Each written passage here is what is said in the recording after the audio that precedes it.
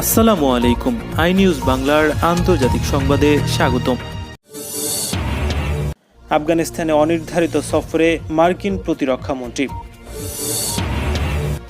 বিদেশিদের প্রতি বিদ্বেষবশত হত্যাকাণ্ড বাড়ছে, বাইডেনের স্বীকারোক্তি। 12 দেশ থেকে ভ্রমণ নিষিদ্ধ করল পাকিস্তান। কৃষ্ণ সাগরে ক্ষেপণাস্ত্র নিক্ষেপে সক্ষম ডেস্ট্রয়ার পাঠিয়েছে আমেরিকা। 100টে বাংলার বাইরে ফেলব তাদের, বললেন মমতা বন্দ্যোপাধ্যায়। সাবেক ডেমোক্র্যাট সিনেটরকে নাসার প্রধান করলেন জো বাইডেন। এবার অমিত শাহের উপস্থিতিতে বিজেপির ইশতেহার। ফিলিপাইনে আবু সায়েফের শীর্ষ নেতা নিহত এবং তিউনিসিয়ার বিপ্লবে হতাহতদের চূড়ান্ত তালিকা প্রকাশ। মার্কিন প্রতিরক্ষামন্ত্রী লয়েড অস্টিন অনির্ধারিত সফরে আফগানিস্তান পৌঁছেছেন। দেশটিতে মার্কিন সেনাদের উপস্থিতি আর কতদিন থাকবে এমন বিতর্কের মধ্যে তিনি কাবুল পৌঁছলেন। এটি আফগানিস্তানে তার প্রথম সফর। কাতার ভিত্তিক সংবাদ মাধ্যম আল জাজিরা এ খবর দিয়েছে। রোববার ভারত থেকে কাবুল পৌঁছান অস্টিন। আফগানিস্তানের প্রেসিডেন্ট আশরাফ ঘানি এবং সরকারের সিনিয়র কর্মকর্তাদের তিনি সাক্ষাৎ করতে পারেন বলে ধারণা করা হচ্ছে। গত সপ্তাহে মার্কিন প্রেসিডেন্ট জো বাইডেন বলেছিলেন, 1 মে সময়সীমার মধ্যে আফগানিস্তান থেকে সেনা প্রত্যাহার করা কঠিন হবে। কিন্তু তিনি উল্লেখ করেছেন, তালেবানের সঙ্গে ট্রাম্প প্রশাসনের চুক্তির আওতায় সেনা প্রত্যাহারের মেয়াদ বাড়ানো হলে বেশি দিন সেখানে মার্কিন সেনারা থাকবে না। যুক্তরাষ্ট্র চুক্তি অনুসারে সেনা ফেরাতে ব্যর্থ হলে পরিণতির বিষয়ে শুক্রবার সতর্ক করেছে তালেবান। মার্কিন প্রতিরক্ষামন্ত্রী কাবুল সফরে আফগানিস্তানের নতুন ভারপ্রাপ্ত প্রতিরক্ষামন্ত্রী জেনারেল ইয়াসিন জিয়ার সঙ্গে বৈঠক করতে পারেন। যুক্তরাষ্ট্রের জর্জিয়া অঙ্গরাজ্যের আটলান্টা শহরে গোলাগুলির ঘটনায় এশিয়া বংশোদ্ভূত বেশ কয়েকজন নিহত হওয়ার পর মার্কিন প্রেসিডেন্ট জো বাইডেন স্বীকার করেছেন, বিদেশিদের প্রতি বিদ্বেষবশত এই হত্যাকাণ্ড চালানো হয়েছে। এ ধরনের সহিংসতা ক্রমেই বাড়ছে, তাই ব্যাপারে কারোরই নীরব থাকা উচিত নয়। ওই সহিংসতায় 6 এশিয়া নারীসহ মোট 8 ব্যক্তি নিহত হয়েছে। সহিংসতার পর প্রেসিডেন্ট বাইডেন এবং ভাইস প্রেসিডেন্ট কমলা হ্যারিস গত শুক্রবার আটলান্টা শহর সফরে যান। সেখানকার এশীয় কর্মকর্তাদের সঙ্গে সাক্ষাতে মিলিত হন তিনি। ভয়াবহ এই হত্যাকাণ্ডে আবারও মার্কিন সমাজে এশীয় বংশোদ্ভূত নাগরিকদের উপর হামলার প্রতি দেশটির প্রশাসনের দৃষ্টি আকৃষ্ট হয়েছে।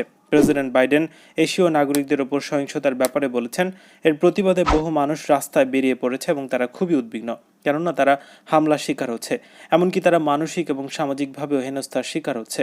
ঘৃণা মার্কিন সমাজে নিরাপত্তা দিতে পারবে না এবং অবশ্যই এর অবসান ঘটা উচিত। সাবেক মার্কিন president Donald Trump corona virus মোকাবেলায় নিজের ব্যর্থতার কারণে প্রচণ্ড সমালোচনার সম্মুখীন হওয়ায় তিনি মহামারী বিপর্যয়ের জন্য চীনকে আক্রমণ করে কথা বলেছেন। তিনি বহুবারে ভাইরাস বিস্তার এবং সারা বিশ্বে বহু মানুষ মৃত্যুর জন্য চীনকে দায়ী করেন। এমনকি বিশ্ব স্বাস্থ্য সংস্থা চীনের প্রতি সমর্থন দেয়। এর প্রতিবাদে ট্রাম্প আন্তর্জাতিক সংস্থা থেকে বেরিয়ে যান। ট্রাম্পের এই পদক্ষেপের উদ্দেশ্য ছিল করোনা সংকট মোকাবেলায় নিজের ব্যর্থতা ঢাকার চেষ্টা মাত্র। কিন্তু চীনের প্রতি ট্রাম্পের এই অভিযোগ যুক্তরাষ্ট্রের জনমনে নেতিবাচক প্রভাব ফেলে এবং এশীয় বংশোদ্ভূত নাগরিকদের উপর হামলা এবং তাদের সম্পদ লুণ্ঠনের মাত্রা বেড়ে যায়। মার্কিন ভাইস প্রেসিডেন্ট কমলা হ্যারিস বলেছেন, তাদের আগে যারা ক্ষমতায় ছিল করোনা ইস্যুতে বর্ণবাদী বক্তব্য রাখেন এবং এর জেরে যুক্তরাষ্ট্রের সহিংসতা এবং উত্তেজনা দেখা দেয়। করোনা ভাইরাসের সংক্রমণ রোধে পাকিস্তানের সিভিল এভিয়েশন কর্তৃপক্ষ শনিবার 12টি দেশ থেকে পাকিস্তানের ভ্রমণের ওপর নিষেধাজ্ঞা আরোপ করেছে। দক্ষিণ আফ্রিকা এবং ব্রাজিলে পাওয়া করোনার নতুন ধরন সম্প্রতি পাকিস্তানে ছড়িয়ে পড়ায় এই পদক্ষেপ নিল কর্তৃপক্ষ। এক্ষেত্রে বিভিন্ন দেশকে এ, বি এবং সি ক্যাটাগরিতে ফেলা হয়েছে। পাকিস্তানের শীর্ষ সংবাদপত্র ডন এ খবর জানিয়েছে, ক্যাটাগরি সি অংশে তালিকাভুক্ত 12টি দেশে ভ্রমণ নিষেধাজ্ঞার পাশাপাশি এসব থেকে পাকিস্তানে ভ্রমণও নিষিদ্ধ করা হয়েছে। আগামী মঙ্গলবার থেকে নিষেধাজ্ঞা কার্যকর হবে। এক নির্দেশনা সিএ জানায়, করোনা ভাইরাসের প্রতিরোধে গঠিত ন্যাশনাল কমান্ড অপারেশন সেন্টার অনুযায়ী ক্যাটাগরি সি এর দেশগুলোর থেকে পাকিস্তানে ভ্রমণ সম্পূর্ণ নিষিদ্ধ করা হয়। পাকিস্তানি পাসপোর্টধারী, পাকিস্তানের জাতীয় পরিচয়পত্রধারী প্রবাসী এবং সাবেক পাকিস্তানি নাগরিকরা এই নিষেধাজ্ঞার আওতায় বাইরে থাকবেন। পাকিস্তানের কোভিড-19 সংক্রমণ রোধে সাময়িকভাবে এই পদক্ষেপ নেওয়া হয়েছে।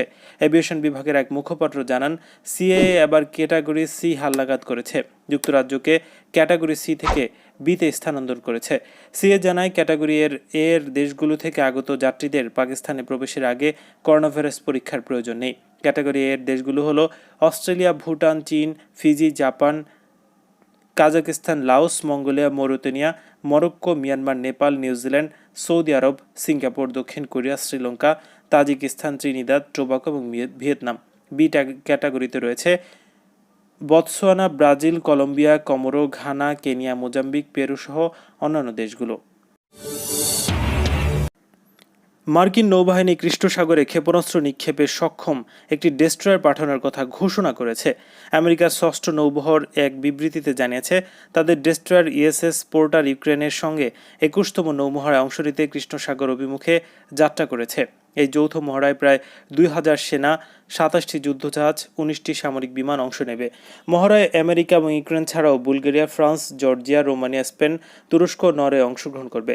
মার্কিন ষষ্ঠ নৌবহরের বিবৃতিতে বলা হয়েছে, ২০২০ সালের শুরু থেকে এ পর্যন্ত এ নিয়ে কৃষ্ণ সাগরে পঞ্চম মার্কিন রণতরী পাঠানো হচ্ছে। রাশিয়ার মোকাবিলায় মার্কিন নেতৃত্বাধীন ন্যাটোভুক্ত দেশগুলোর প্রতি মার্কিন নৌবাহিনীর সমর্থনের নিদর্শন হিসেবে মাঝে মধ্যে রুশ সীমান্তের কাছে অবস্থিত কৃষ্ণ সাগরের রণতরী পাঠায় আমেরিকা। কৃষ্ণ সাগরে অব্যাহতভাবে ন্যাটো জোটের নৌ উপস্থিতি রয়েছে এবং এই জোট প্রতি বছর ইউক্রেন এবং জর্জিয়া উপকূলে নৌ মহড়া চালায়। এই মহড়া শত্রু দেশ হিসেবে রাশিয়াকে চিহ্নিত করা হয়। নির্বাচনী প্রচারণায় গিয়ে এক পায়ে আঘাত পেয়ে ভর্তি ছিলেন হাসপাতালে। হাসপাতাল থেকে ছাড়া পেয়ে হুইলচেয়ারে ফের প্রচারণা শুরু করেছেন। এবার বিজেপিকে বাংলার বাইরে পাঠাতে একটি পাই যথেষ্ট বলে হুঙ্কার দিলেন পশ্চিমবঙ্গের মুখ্যমন্ত্রী মমতা। বললেন, চাইলে এক শটে তাদের বাংলার বাইরে ফেলতে পারেন। ভাঙা পায়ে যে তাকে আটকানো যাবে না তা প্রতিটি সভাতেই বলে এসছেন। রোববার সভা ছিল পশ্চিমবঙ্গের উত্তর কাথির মারিস্তায়। চেনা ভঙ্গিতে খেলতে হবে, লড়তে হবে, জিততে হবে স্লোগান দিয়েছিলেন। তারপরে কিছুটা আগ্রাসী সুর শোনা গেল তৃণমূল কংগ্রেস নেত্রী এবং পশ্চিমবঙ্গের মুখ্যমন্ত্রী মমতা বন্দ্যোপাধ্যায়ের গলায়। পশ্চিমবঙ্গের বিধানসভা নির্বাচন শুরু হওয়ার আর এক সপ্তাহ বাকি। শেষ মুহূর্তে প্রচারণায় প্রধান প্রতিদ্বন্দ্বী মমতা বিজেপিকে উদ্দেশ্য করে বলেছেন, যারা ভাবছে একটা পা তো ভাঙা, আরেকটা পায়ে কি করব। তাদের বলছি, এক পায়ে আমি এমন শট মারব না যে একেবারে বোল্ড আউট হয়ে বাংলা থেকে বেরিয়ে যাবে। প্রচারণায় বিজেপির বিরুদ্ধে মমতার লাগাতার আক্রমণ নিয়ে রোববার নির্বাচন কমিশনে গেছে বিজেপির প্রতিনিধি দল। রাজ্য বিজেপির মুখপাত্র শিশির বাজোরিয়া এবং অর্জুন সিং ছিলেন প্রতিনিধি দলে। কমিশনের কাছে মমতার বিরুদ্ধে অভিযোগ জানিয়ে তারা বলেছেন, মমতা বিভিন্ন প্রচার সভায় কদর্য ভাষায় আক্রমণ করেছেন প্রধানমন্ত্রীকে। এভাবে সুস্থ নির্বাচন চলতে পারে না। কমিশনের অবিলম্বে তাকে নোটিশ পাঠানো উচিত। বস্তুত এবারের পশ্চিমবঙ্গ বিধানসভা নির্বাচনে প্রতিদ্বন্দ্বিতা হবে বিজেপি এবং তৃণমূলের। তাই প্রতিটি নির্বাচনী সভায় বিজেপিকে বহিরাগত এবং দাঙ্গাবাজ জাতীয় নানা বিশেষণে আক্রমণও করেছেন মমতা। এমনকি বিজেপির যাবতীয় অত্যাচার থেকে বাঁচাতে তিনি একাই বাংলার গোলরক্ষক, সে কথাও মমতা জানিয়েছেন বারবার। ভারতের প্রধানমন্ত্রী এবং বিজেপি নেতা নরেন্দ্র মোদীর নাম নিয়ে তিনি বলেন, শুনলাম আগের দিন প্রধানমন্ত্রী বলেছেন বাঙালিদের ডিএনএ পরীক্ষা করবেন। এত বড় অপমানজনক কথা তো আগে কেউ বলতে পারেনি। মার্কিন মহাকাশ গবেষণা সংস্থা নাসার প্রধান হিসেবে নিয়োগ দেওয়া হয়েছে ডেমোক্র্যাট দলীয় সাবেক সিনেটর বিল নেলসনকে। শুক্রবার মার্কিন প্রেসিডেন্ট জো বাইডেন তাকে এই পদের দায়িত্ব দেওয়ার ঘোষণা দিয়েছেন। এমন এক সময় তাকে নিয়োগের খবর এসেছে যখন আর্টেমিস কর্মসূচির অধীন চাঁদে মানুষ পাঠানোর প্রস্তুতি নিচ্ছে নাসা। তাছাড়া সংস্থাটির মাধ্যমে জলবায়ু পরিবর্তনের গবেষণাকেই সর্বোচ্চ গুরুত্ব দেওয়ার আভাস দিয়েছেন জো বাইডেন। মনোনয়ন নিশ্চিত হলে তিনি সাবেক প্রশাসক জিম রিডেস্টেনের স্থলাভিষিক্ত হবেন। সাবেক মার্কিন প্রেসিডেন্ট ডোনাল্ড ট্রাম্প তাকে নিয়োগ দিয়েছিলেন। গত ২০ জানুয়ারি পদত্যাগের ঘোষণা দেন জিম। তার মনোনয়ন নিয়ে প্রথমে সন্দেহ দেখা দিয়েছিল, কারণ জিমের রাজনৈতিক অবস্থান নিয়ে বিতর্ক ছিল। এছাড়া জলবায়ু পরিবর্তন নিয়ে বৈজ্ঞানিক চিন্তাধারার বিরোধী ছিলেন তিনি। কিন্তু শেষ পর্যন্ত নাসার সফল প্রশাসক হিসেবে তিনি নিজেকে প্রমাণে সক্ষম হন। আর এক সপ্তাহ পরে শুরু হচ্ছে বিধানসভা নির্বাচন। এর মধ্যে জমে উঠেছে নির্বাচনী প্রচারণা। নির্বাচনে বাজিমাত করতে নরেন্দ্র মোদী সহ ক্ষমতাসীন ভারতীয় জনতা পার্টি বিজেপির জোর চেষ্টা দেখা গেছে ইতিমধ্যে। আজ সেই নির্বাচনে নিজেদের ইস্তেহার ঘোষণা করবে বিজেপি। আর ইস্তেহার ঘোষণার সময় ভারতের স্বরাষ্ট্রমন্ত্রী অমিত শাহ উপস্থিত থাকবেন বলে দেশটির গণমাধ্যমগুলো জানিয়েছে। নির্বাচনকে সামনে রেখে একের পর এক বিজেপির কেন্দ্রীয় নেতৃত্ব পশ্চিমবঙ্গ সফরে আসছেন। শনিবার খড়গপুরে সভা করেন প্রধানমন্ত্রী নরেন্দ্র মোদী। রোববার অমিত শাহর সভায় রয়েছে 11তে। বিকেলের দিকে রাজনৈতিক জনসভা করবেন তিনি।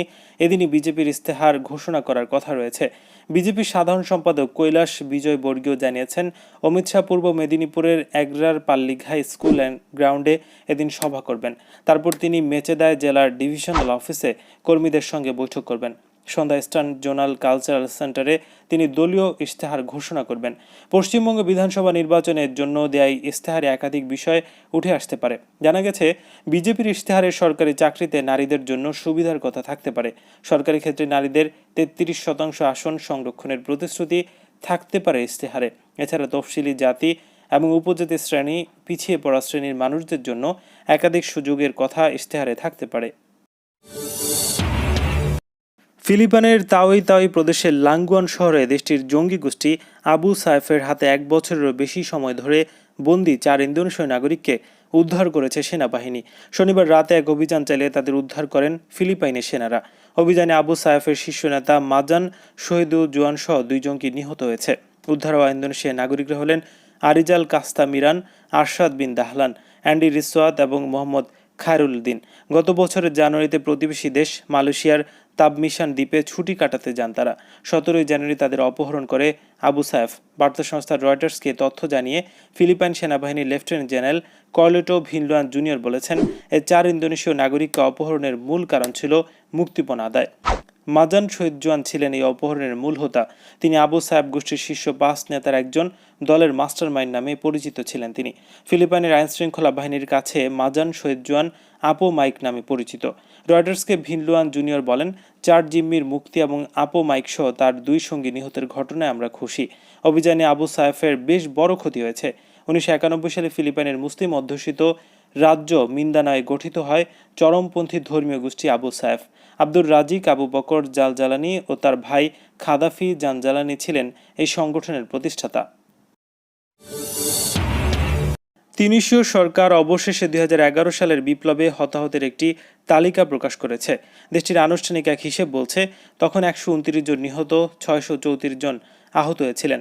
এমন এক সময় হিসাব প্রকাশ করা হয়েছে যখন দেশটিতে গণতান্ত্রিক ক্রান্তিকাল চলছে। ভুক্তভোগী পরিবারগুলোর দীর্ঘদিনের দাবি ছিল যাতে হতাহতের সঠিক সংখ্যা প্রকাশ করা হয়। উত্তর আফ্রিকার দেশটির স্বাধীনতার 65তম বার্ষিকীতে শুক্রবার এই তথ্য প্রকাশ করা হয়েছে। আইনজীবী আব্দুর রাজ্জাক কিলানি বলেছেন, একনায়ক জয়নাল আবেদিন বিন আলীর পতনের জন্য যেসব মানুষ নিজেদের জীবনকে উৎসর্গ করেছেন, তালিকা প্রকাশের মাধ্যমে তাদের স্বীকৃতি দেওয়া হয়েছে। তারা দেশের জন্য রক্ত দিয়েছে এবং শহীদ হয়েছেন। এছাড়া আরও 1,500-এর মতো মানুষের দাবি তালিকা থেকে তারা পড়েছেন। এবারের কর্তৃপক্ষের কাছে নিজেদের নাম অন্তর্ভুক্ত করতে তারা আবেদন করতে পারবেন। 2012 সালের প্রাথমিক একটা হিসাবে বলা হয়েছিল 338 জন নিহত এবং 2147 জন আহত হয়েছেন।